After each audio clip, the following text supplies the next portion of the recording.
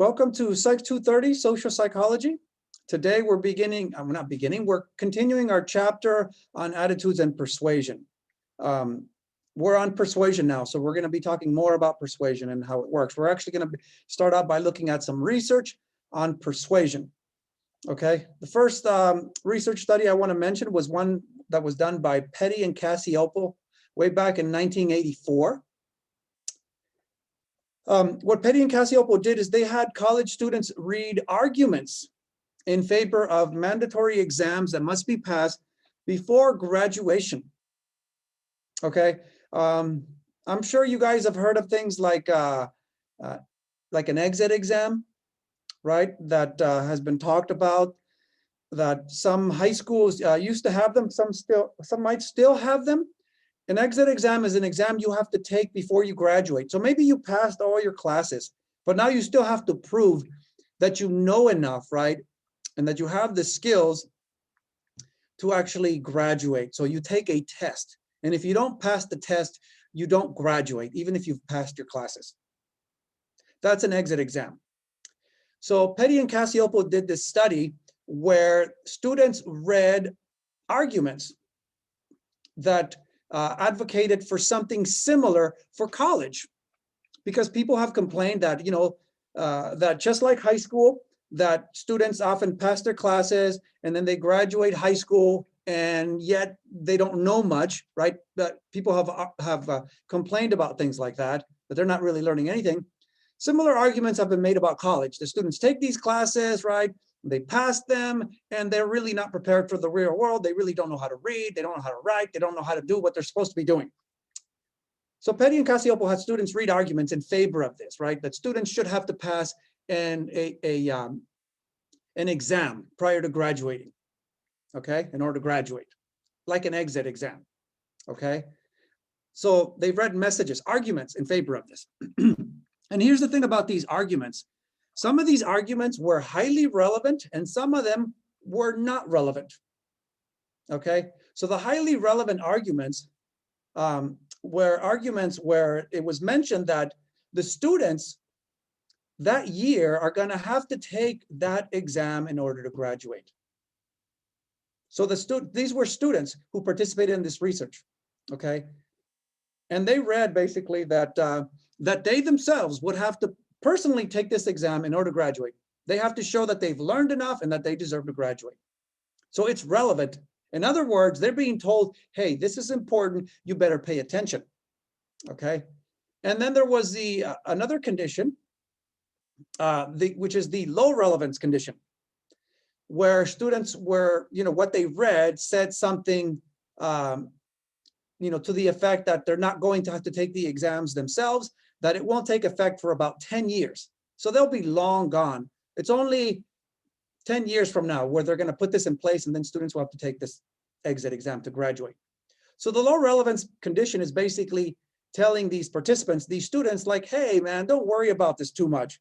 It's not going to affect you. You don't have to care that much, right? That makes it that it's low relevance, okay? It doesn't matter that much. So what's happening here is that for those for whom the argument is made highly relevant, they're being told, hey, you better care about this, right? What it's doing is actually increasing their motivation to actually think about the message. And in the low relevance condition, it's decreasing their motivation to care about the message. Okay, that's what it's really doing. Okay, so highly relevant argument or not highly relevant. It either matters to you or it doesn't. There's more to this. Some of the arguments were of high quality and some of them were of low quality. So sometimes the arguments were really good, right? That we really should have these exams, right? Because the average starting salaries are higher for graduates of schools with these exams. If you come from a school where they have this exit exam, that means that, you've proven yourself, that you've gotten a quality education, okay? And therefore you're more likely to get a better job with a better salary. And then there were those that got low quality arguments. It basically, the argument said something like, well, if you take these exams, that you'll be able to compare your performance to, with that of other schools. In other words, it will allow us to see as a whole how we're doing, right, compared to other schools. we can compare our performance. Like, so what, right? It doesn't really matter that much. That's a low quality argument. So what if you can compare?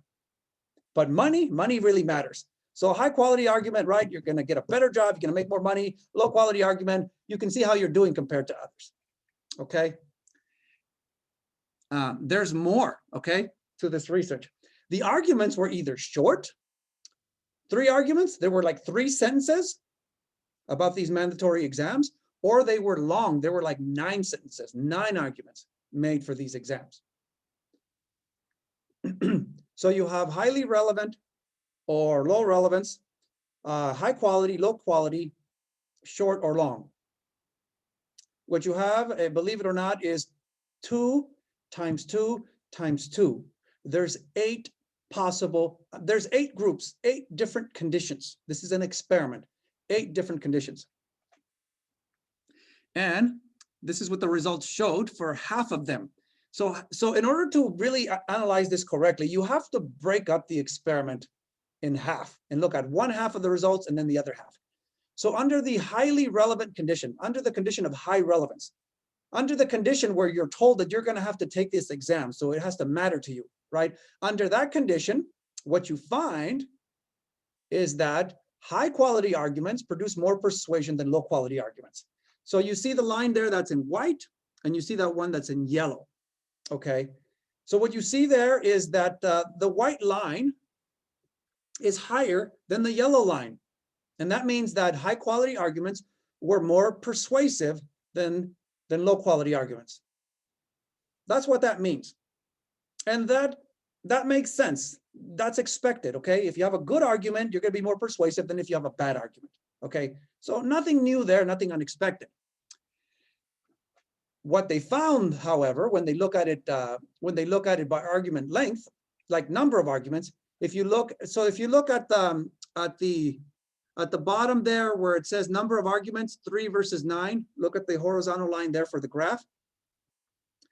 You can see that when you have a high quality argument, right, the white line there, when you start at 3 arguments, look at the white line only. You have 3 arguments, right? That's the amount of persuasion there. It's about an 8. And then when you have a longer argument, right, that's high quality, the persuasion goes up. It's more persuasive. So longer arguments increase persuasion when of high quality. When you have a good argument and you make it longer, that makes it more persuasive. Okay. But the other one is different. Okay. When you have a low quality argument, the line in yellow. Okay. When you have 3 arguments, the persuasion is about 4. And when you make the argument longer, when you have 9 arguments, persuasion goes down to about 1. So making the argument longer actually makes it less persuasive if it's a poor argument, if it's a bad argument. You don't have a good argument. You have a bad argument and you're just going on and on talking about stuff that doesn't matter. It makes it worse. Okay, it makes it less persuasive. Okay, so that's an interesting finding there, that making the message longer only makes it better if it's of high quality. Okay, and this is under the high relevance condition. This is when students or participants are motivated to think, okay, when they care about it, okay, when they care about the message.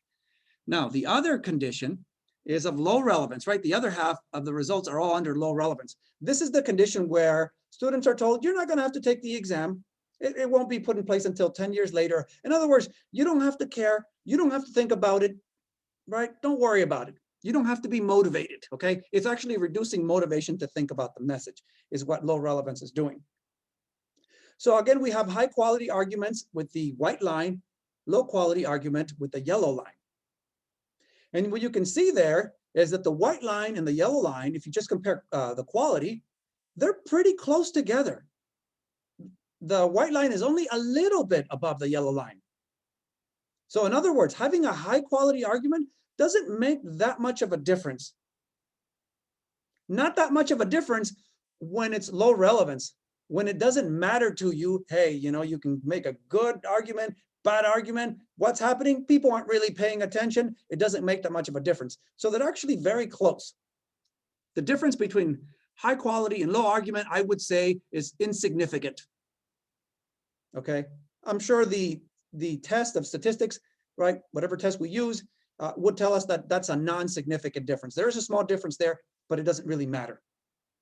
Okay, so argument quality made no difference in persuasion. And here's the thing. When you look at argument length, right, number of arguments, 3 versus 9, right, you can see that when you have 3 arguments, right, persuasion is lower. Okay, it's lower for the white line, it's lower for the yellow line. Okay, and when you go to 9 arguments, when you make the message longer, the argument becomes more persuasive for both the actual white line, for the high quality argument, and the low quality argument. This is a different result. Okay, what I'm saying here is that the making the message longer makes the message actually more credible, or it makes it more persuasive if you just make the message longer, whether it's a good message, right, or a bad one, whether it's a high quality argument or a low quality argument. That is interesting. Okay, even when the message is bad, if you just make it longer, it's more persuasive. But notice, right, it's more persuasive under low relevance. It's more persuasive when people aren't really thinking. It is easier to fool people. It's easier to convince them when they don't care that much, when they're not really thinking. That's what low relevance does. It's like, okay, so I won't have to take the exam for a while, you know, so I won't really have to take the exam to graduate. It's not going to be put in place until 10 years from now, so I don't have to care that much. Oh, and you got this big long argument as to why we should have these exams. Yeah, I agree with you, right? You're not really paying attention. You're not really thinking carefully about this, right? Even when you have a bad argument, making it longer makes it more persuasive. And of course, when you have a high quality argument, it makes it more persuasive if it's longer. This is a different pattern of results from what you see here. Look at the pattern of results there. Look at it here. Okay. When you take my research methods class, or if you've taken it already, you'll see that this is what we call an interaction. That pattern of results from here to here is different. There's actually an interaction here in these results, and there's one overall, where the pattern of results for high relevance and the pattern of results for low relevance is different. And as we look at more research, you're going to begin to see the same pattern. And what you'll find out, right, is how actually persuasion works and why it's done the way it's done. Okay? Because it's different. When you care, it's different than when you don't care. When you're thinking versus when you're not thinking that much. Okay? The pattern of results is different. Here's another study for you guys. Still old, okay? So Mahaswaran, if I'm pronouncing that correctly, and Shaken in 1991 did this study where they had participants read a message about a fictitious XT100 answering machine. I know that, you know, people don't really use answering machines anymore. We have smartphones now. So to make this more relevant for you guys, think of the XT100 as a new smartphone. There's a new smartphone, right, that's going to be coming out, right? So they read about this new product, this new answering machine. Let's think of it as a smartphone, okay? If we wanted to make it more relevant today, we would make it about a smartphone or something, okay? But yeah, back then they didn't have smartphones. Smartphone has only been around since around 2000, by the way, or 2002, something like that.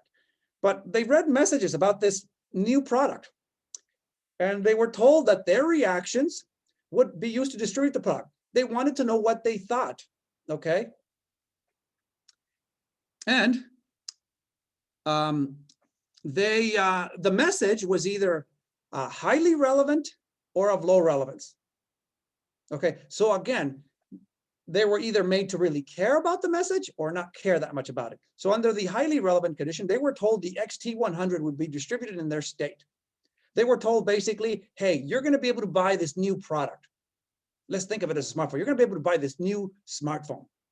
Okay, so in other words, you should pay attention. You should care about this. Low relevance, right? The XT100 will be distributed in another state. In other words, you're not going to be able to buy it. It won't be available for you. Okay. There are products like that, by the way. There are cars that are like that. Believe it or not, there are cars, and sometimes great cars, good cars, that are not sold in the US. They're only sold in Europe, or only sold in China, only in certain places. that happens. This is a similar thing. You'll be able to buy the product, or you're not going to be able to buy it, so you shouldn't care that much. You should care, you shouldn't care. That's what this is saying. And the message was supported either by high consensus or low consensus. This is the new thing here. Consensus, remember we talked about the false consensus effect? Consensus means agreement, okay? So the message was supported by high consensus. So basically they were told, hey, 81% of customers are satisfied with the XT100. 81% of customers like this product. That's consensus. That means there's agreement about this product. It's like saying, hey, 90% of people would buy a Chevy again, or something like that. Or it's like saying it's the #1 selling car, the #1 selling truck. That's consensus. It means there's a lot of agreement. And then there was the low consensus condition. Only 3% of customers are satisfied with this product. So in other words, people don't really like it. They don't agree with it. Okay? That's consensus. So you either have, what did we start with? You either have high relevance, low relevance, high consensus, low consensus, and you also have a strong argument or weak argument. This is the same thing as high quality argument, low quality argument. You have a strong argument, you had strong arguments where you're told the answering machine is superior to other brands, right? They give you a good reason, for this. They give you a good reason to think that this product is good, right? That it's superior to other brands, superior to other products. Weak argument, the answering machine is, or the product is inferior to other brands. So in other words, high quality, low argument. High quality, low quality. Same thing as strong argument, weak argument. So this is really a lot like the previous study. Strong argument, weak argument, relevant, high relevance, low relevance is exactly the same as what happened in that other study. The new thing is consensus. This is the new thing. They're looking at the effect of consensus, high consensus versus low consensus. You have a 2 by 2 by 2, 8 possible groups. So again, we have to break up the results in half. Okay? We look at 4 of the groups here. You have 4 little endpoints there, 4 of the groups, 4 of the conditions. So under high relevance, the results look like this.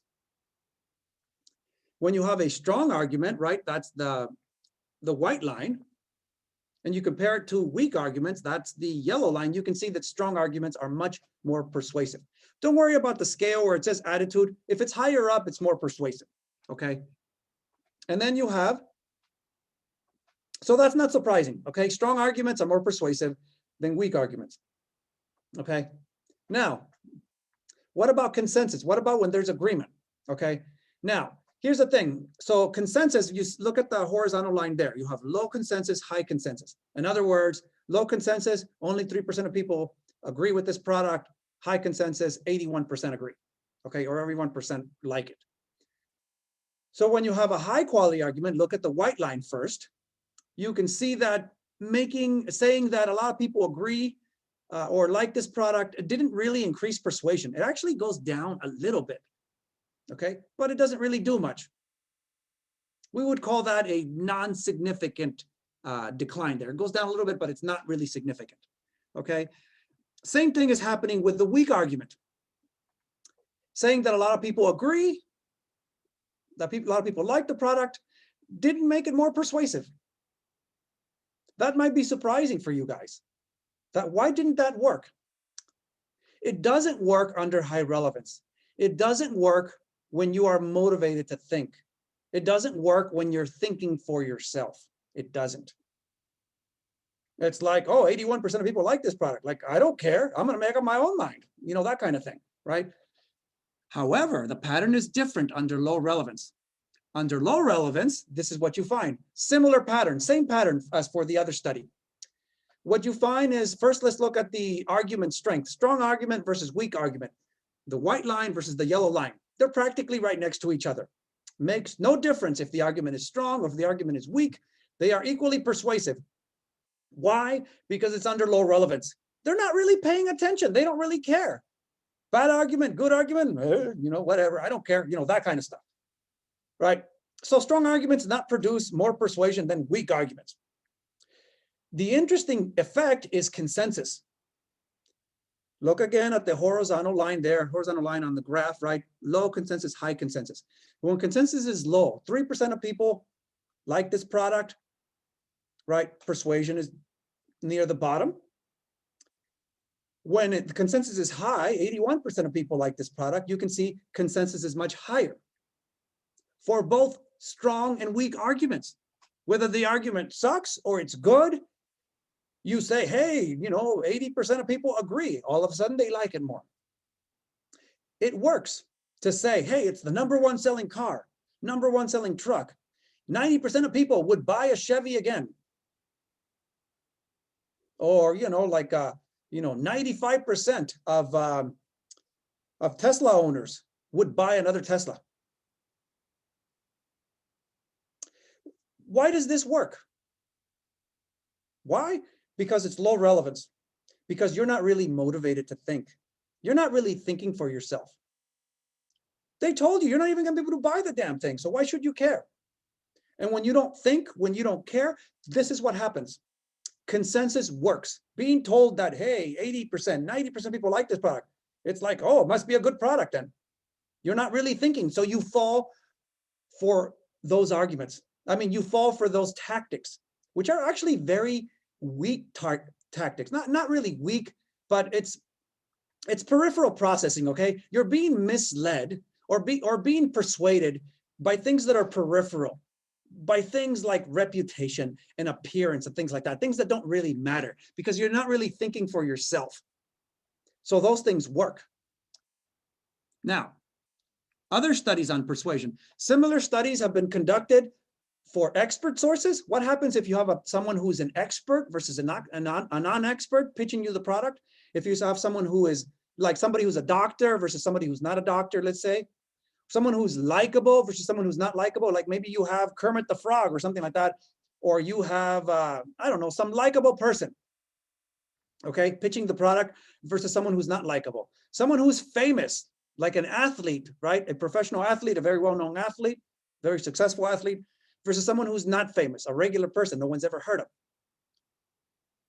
And it doesn't say there, but or other things. If you have someone who's attractive versus someone who's average looking or not attractive. For all of these things, whenever they do these studies, it's always the same pattern of results. Expertise, likability, being famous, being attractive, all that makes the message more persuasive, makes the product, just more desirable if and only if people are not really thinking for themselves, if they're being lazy, okay? If they're not using their brain, basically. They're not using it that much. And this is what you see on TV. This is what you see on billboards. This is what you see everywhere. Why is that? Because when you're sitting on your butt watching TV, you're not there to think. You're not there to analyze things. You want to relax. You don't really care that much. You just want to relax. And that is exactly when these messages are going to work. Right? And you see that billboard or you're somewhere having a good time. You see an ad or something like that on the internet. Hey, you're not in school. You're not at work. You don't really want to think that hard. And this is what they throw at you. And it works. It works during these times. When you really are motivated to think, like here in class, hopefully, right? You're paying attention. You're learning about this. It doesn't work that much when you're thinking. When you're thinking, these things don't work. Okay? So this is what it looks like. Oh, here's the example of expertise. Same pattern of results, right? Expertise doesn't really work under high relevant condition, right? When you're thinking for yourself. But it works when under low relevance, when you aren't really thinking, when you're not that motivated. Then all of a sudden having an expert, when you're just being lazy, you don't want to think that hard, then having an expert, someone with a white lab coat, some scientist, some doctor, some attractive person, some athlete telling you, hey man, buy this product, buy these shoes or whatever it is, then it's more likely to be persuasive. You're more likely to believe it, more likely to believe in the message. Same pattern. And I can't believe I left out attractiveness, but yes, they almost, not almost always, but a lot of times they use attractive people on TV for commercials, for ads, and all that stuff.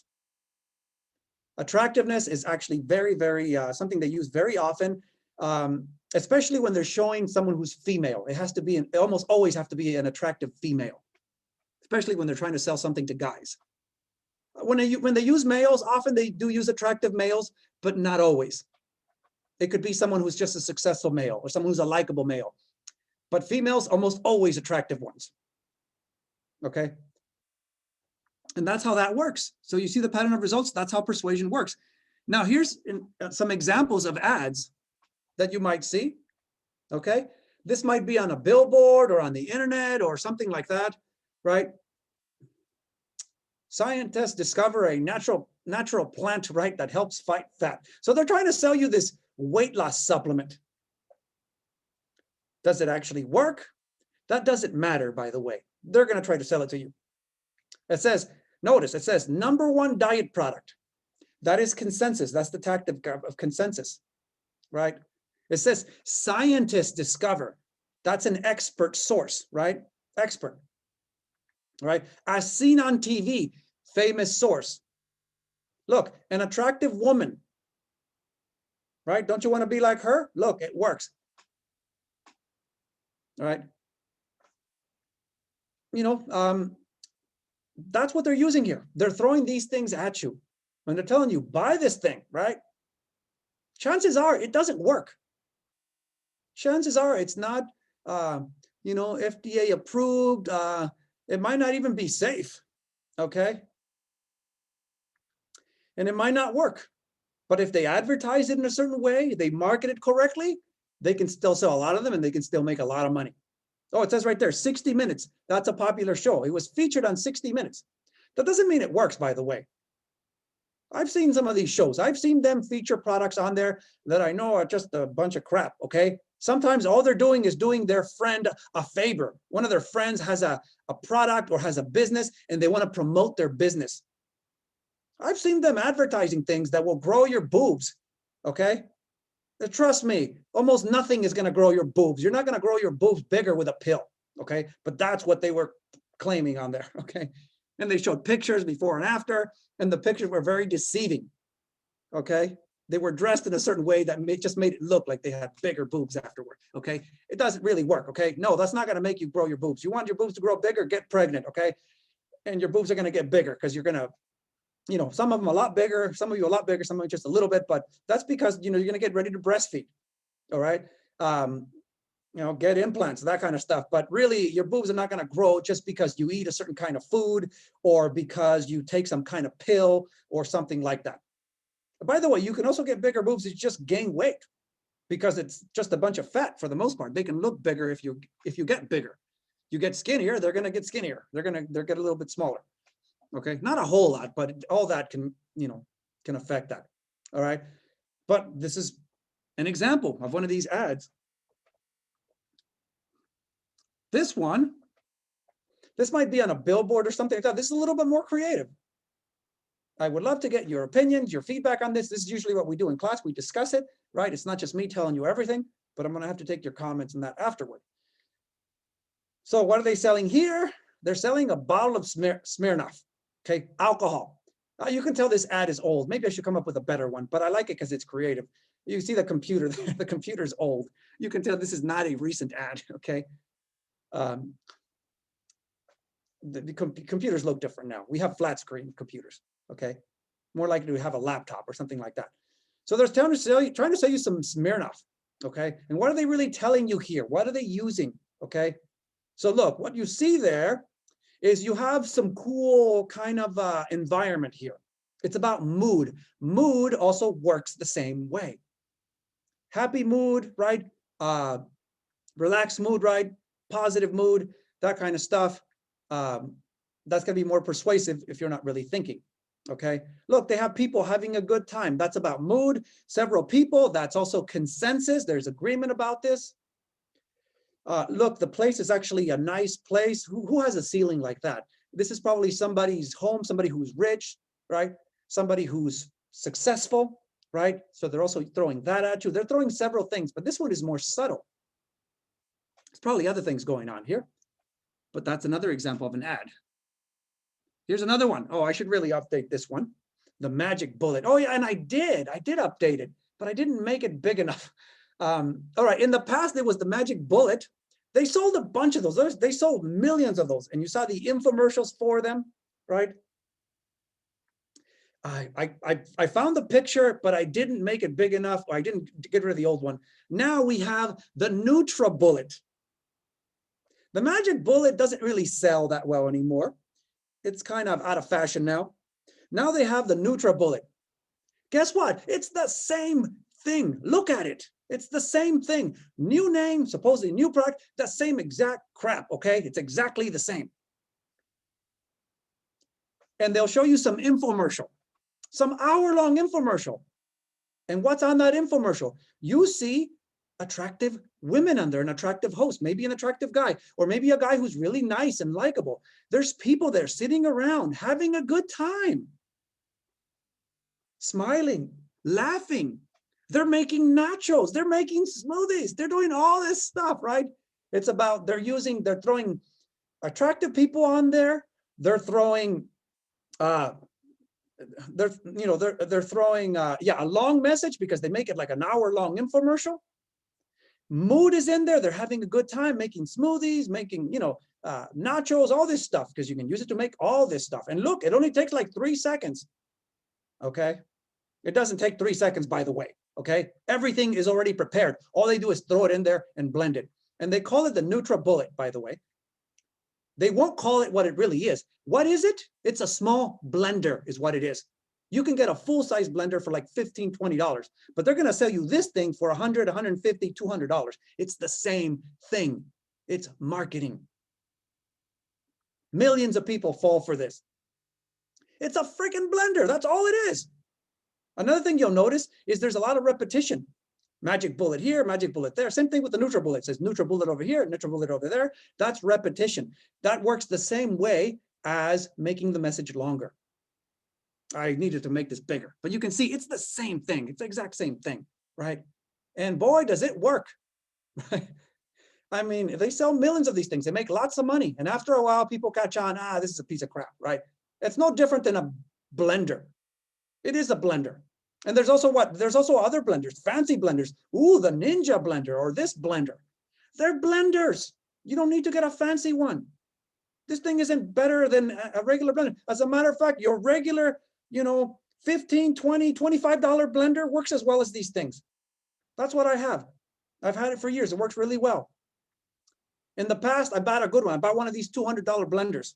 Yeah, it worked well. And then it died after a few years, after the warranty expired. So I didn't make that mistake anymore. You don't have to buy something expensive to have it work. It's all marketing, okay? Get more money out of you, make you think that it's better, and often it is not.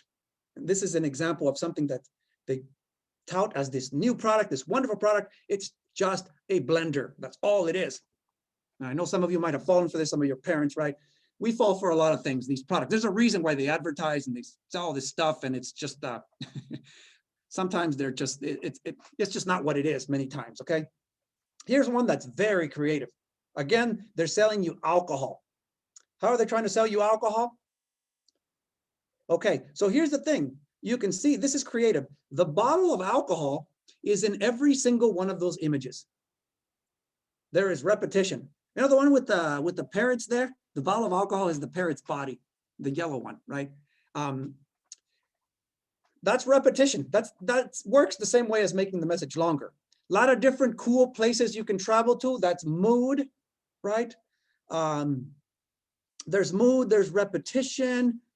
What else is going on here? I don't know. I'm not really sure. I see some attractive people on there, but it's very persuasive. Sometimes they throw a bunch of things at you at once, or sometimes they're just using a few powerful things. Here, they're using mood and repetition, and they're being very creative about it. And by the way, there's other tactics that I'm not mentioning. Okay, and all the ones I've read about, they all work the same way. They only work when you want to relax, when you're not really thinking, right? You're just going with the flow, so to speak, that kind of thing. And that's exactly what happens when you watch TV, when you're on the internet, when you're driving somewhere and looking at those billboards, right? That's what's happening. That's when it works. It works. I sell this alcohol. When I make it seem like their brand is cool, or better so they can sell it to you for a higher amount. Don't get me wrong, some alcohol is better than others, some taste better than others, some is smoother than others, but there are many brands that's just marketing. Okay, the product is no better than a product that costs like, half of that or less. A lot of it's just marketing. And by the way, when you buy those expensive cars like the Mercedes or the Lexus or whatever the heck it is, a lot of what you're just paying for is just the brand. The car isn't actually any better. It might be a little bit more comfortable, a little bit better, but it's not worth twice as much. You're paying mostly for just the brand. It's not going to last you any longer. It's not going to be any more reliable. It's not really going to be, sometimes it's not even safer. Sometimes the more expensive cars are safer. Many times they are, but not always. But it's not going to last any longer. The gas mileage isn't going to be any better, right? Might be a little bit faster, a little bit more comfortable. That's about it, okay? You're paying for the brand, and that's all marketing. Here's one for you guys, right? I had to update this one, and this one I did remember to make it bigger. The old one is under there. Yeah, the Ford F-150, right? Look at it, right? This is the more recent one. I think it's 2009. Not 2009, no, I mean 2019. That's the one I found, right? Oh, actually 2020 says they official to 2020, right? Ford, right? F-150. This is, not much going on here. It's kind of subtle, but you see the mountains in the background, the big open sky, right? It's about adventure. It's about getting out there. So it's kind of mood, right? What they're also telling you here is, hey, you're a big macho guy. You need a big macho truck, right? We're going to talk about things like that. And does it work? Yes, it works. Mostly men buy these things, women too, but mostly men. Number one selling truck, it doesn't say there, but it's the number one selling truck like every single year. They sell almost 1 million of them, 900, 800,000 every year, okay? It's the best selling Ford vehicle. All their other stuff, by the way, sucks, all right? All the other stuff, they hardly sell anything. They don't even want to make cars anymore, Ford, okay? Because they can't sell enough of them. They're only good with their trucks and their SUVs, and especially this one, the F-150. It's a good thing they have something that works, a product that works. Most of the other ones are not that good. They're not even going to make cars anymore, like I said, right? But that's that right there. And let's talk about some of these things a little bit. A little bit more. What are the goals of persuasion, right? What are they? What are the goals? What are they really trying to do? So the goals. Some of the goals of persuasion. So why do people change their attitudes and beliefs? Why do we change our attitudes or beliefs? Why are we persuaded? Okay, why does it work? In other words, right? So persuasive messages work because individuals are interested in one thing is seeking accuracy. They want to hold an accurate view of the world. In other words, they want to make sure they're right. They're on the right path, that they believe the right thing, eat the right thing, drive the right car. And it doesn't necessarily have to be right. They just want to believe that they are. Just because you drive the number one selling car doesn't mean you're driving the right car. That might be the wrong car for you, okay? Just because, most people agree doesn't mean it's any good. And by the way, you have to be careful when it comes to consensus, okay? Because especially like when you see on TV, when you go on the internet and you buy a product from Amazon and you look at the ratings and it has very high ratings, when you only see a few of them, 12, 20 or something like that, that product might still be awful. And it has high ratings. Why?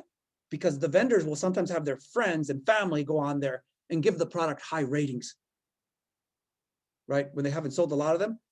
And it might look like it's a good product and you might be fooled, right? Into thinking that it's good when it's not. And you want to be accurate. You want to go along with others, but it can still lead you astray. Being consistent with themselves, right? That's another reason people are convinced, right, to buy something or they are persuaded. Why would somebody want to buy this truck? Most people, by the way, who drive these vehicles, these big trucks, these big SUVs, let's just say these big trucks, they don't even have a job that requires that. Most people do not even use them for work. They just use it to show off. You know why? Because of being consistent with themselves, right? You're a big macho guy, so you need to drive a big macho truck. or you are successful. So you need to drive a Mercedes. You need to drive a Tesla, right? You need to drive this car, right? Because you are someone who's made it. I drive an old Corolla. It doesn't say anything about who I am, right? But that's why people do these things. That's why they are persuaded in this way. Gaining social approval, acceptance. That's why you go along with also with consensus. Number one selling car, number one selling truck. Most people like it, right? So you want to be like them. You want them to accept you. So you buy the same things, you wear the same things, you eat at the same places, you believe the same things, right? Those are the reasons why it works. And when it comes to doing these things, we often rely on shortcuts, right? When we want to be consistent, we want to find accurate information, we'll often rely on shortcuts. And so when we use shortcuts, we're not really thinking for ourselves. And here's one shortcut, right? Shortcut is, expertise is one shortcut, and that's the credibility of the communicator, right? If there's a doctor who's talking about that weight loss product, then you say, hey, it's a doctor, right? He really knows what he's talking about. So maybe I should give it a try, right? Or it's a lawyer, it's a scientist, right? It's someone who's credible. I should believe this. I should buy that product, right? Same thing as expertise, is someone who really knows what they're talking about. You're taking a shortcut. You don't have to think about it for yourself. You don't have to do the research. You don't have to investigate it. Just listen to these people. Expertise is relied on more when the message is complex. When it's something that's complicated, you know, like for instance, maybe it's about healthcare. It's like, oh, I don't understand healthcare. Healthcare is actually very complicated. So they got some commercial in there, about Humana or this or that. Hey, just join this plan, join that plan. We'll make it easy for you. And they have some nurse, some doctor. You're more likely to believe them because healthcare is actually complicated. It's a mess in our country. It's very complicated. Okay. A lot of things are more complicated than we realize, but hey, you don't understand how this works or how that works, so you rely on an expert, a doctor, a lawyer, a scientist, right? Taking a shortcut, okay? Sometimes we have to rely on experts because we just don't know for ourselves, and we don't actually have the ability to do the research or even understand the science. Most people are not scientists. They don't understand. Others' responses, right? That's consensus. We rely on what other people think, what other people say. It's a shortcut, right? So which side do people seem to be taking? What seems to be, side that people agree with more? That's probably the right thing to do. Often, not often, but sometimes that is wrong. I can tell you that in the past, Americans voted over and over again for slavery, saying that slavery is okay, it's lawful, it's okay.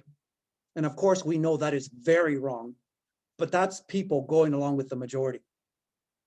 That's consensus. It can lead you astray. The majority of people, especially if you're in a certain group, can tell you, hey, it's okay, man. Go ahead, take this drug. Nothing's going to happen, man. Just going to have a good time. And you take it and then you die, right? Or you get really sick. It depends on who you're with. All right. Going along with the majority can sometimes lead you in the right direction, but it can sometimes lead you in the wrong direction. Sometimes the majority of people are wrong. And if you're talking about a group of people, those people can really believe something that's just not right. They may be racist, sexist, prejudiced, awful people, but they want you to believe what they believe. And people grow up believing things that are wrong. Grow up believing that certain other people are inferior, that you shouldn't talk to them, should be with those people don't deserve anything, right? That you shouldn't complain about things because you're not a real American if you complain, right? Those kind of things. I mean, yeah, it just depends on who you're with, okay? Yeah, some people are more credible than others. Some people know what they're talking about more than others, but it just depends on, who you're around. In general, the whole population, the majority, even they can be wrong as a whole. Even as a country, we can be wrong and vote for things that are wrong as a majority. We can elect someone who's just downright awful, and we've done that. Actually, in that case, no, consensus didn't work. The majority of people did not vote for that person. You know who I'm talking about, okay? He didn't get the popular vote. He won because of the Electoral College, which is some antiquated thing that's used to give rural states more power, okay? Because if it was just the majority, that person wouldn't have won. But no, but what I'm saying, even the majority can choose someone or pick something that's really awful and wrong. It can happen. Okay, you need to think for yourself. Ready ideas, accessibilities. What side have I been hearing recently or frequently? Sometimes we're persuaded just because we've heard about something before. This works very easily with products. When they show you a certain beer on TV, certain car commercial over and over again. Why? Because you might not be buying a beer then, or a car, or whatever it is, but when it's time for you to buy a beer, right? You want some beer for a party, what you're gonna do is you're gonna buy what you know of, what you've heard of, what you've seen. You're not gonna go with some brand that you've never heard of, even though it might be good. Maybe they don't advertise. You're gonna go with something that is well known, something that you've seen before. You're gonna go with Budweiser, because you've seen all those Budweiser commercials. You want me to tell you the truth about Budweiser? And I'm not a connoisseur, but according to people who really love beer and really know alcohol, Budweiser is crap, right? It's not good, but they advertise a lot. It's like the #1 selling beer or something like that. It's crap. It's garbage, according to the people who really know alcohol. And the other version of that for Latinos, Corona, they advertise it a lot, very popular. Like Budweiser, it is crap. Okay? But you hear about it a lot, and then you're more likely to buy it, more likely to be persuaded by it. But according to people who really know alcohol, who are connoisseurs, who know the difference, and they tried a lot of them, and they're just those people who, like foodies, right? Who really love food, and they know what's good food from bad food. There's people who really are connoisseurs of alcohol or cheese or whatever it is, and I know people like that, and they tell me Budweiser is crap. Corona is like the Budweiser of Mexico. It's crap, but that's what people buy because they don't know any better. Okay, you've heard about that, so you're more likely to go with it. You're gonna buy a car. Well, what brand have you heard of? Right? You're more likely to go with that. And it may be the wrong decision, okay? But this is what happens. You take shortcuts. You don't think for yourself. It doesn't mean you'll always be wrong, but you're not thinking for yourself, and that's not a good thing. All right, I mentioned mood before. How does mood work? So when you're in a good mood, you're more likely to buy the product, more likely to go along. But here's the thing, sad mood works differently. When you're actually in a sad mood, you are actually more likely to think. A sad mood motivates people to acquire accurate information, to think deeply. When you are sad, you're more likely to stop and think. You're not so likely to just jump to conclusions. Okay, you think more deeply when you're sad. That's what the research shows. Sadness warns of potential danger of making errors in the immediate environment. If you're not feeling very good, well, actually, if you're feeling sad, specifically sadness, that particular emotion, that particular mood, right? Sad mood, that one specifically motivates people to stop and think. And of course, they don't want to do that. Not on the commercials, not most commercials. They will use sad mood like to help you donate things, donate to the animal shelter or the victims of this hurricane or things like that. And those are good causes for the most part. And if they do make you sad, yes, you're more likely to think, yes, these people are really suffering. I should really help. I can help, right? Right? You're more likely to think. It's not going to work if they do that with a happy mood, right? They want you to donate to some cause. It's like, hey, man, these people are doing great. Give them some money. Like, no, that's not going to work, right? Or, whatever it is. But sad mood motivates people to think. Mood in general, a happy mood, you're more likely to go along with the message saying, hey, I'm going to buy that beer, that car. I'm in a good mood. Why not? A sad mood is more likely to make you think, more likely to make you use the central route to persuasion. Happy mood, more peripheral. You're more likely to be persuaded by the things that are kind of shallow and don't really matter that much. More about gaining social approval, self-monitoring, and gender. Well, I'm not sure about self-monitoring. I might have cut that out. But anyway, there are other things that matter when it comes to persuasion. Individualism versus collectivism. Are you part of an individualistic culture? Like the US, Canada, Europe, that kind of stuff, Australia. Basically, more the white Western world, basically, it's like where it's me, right?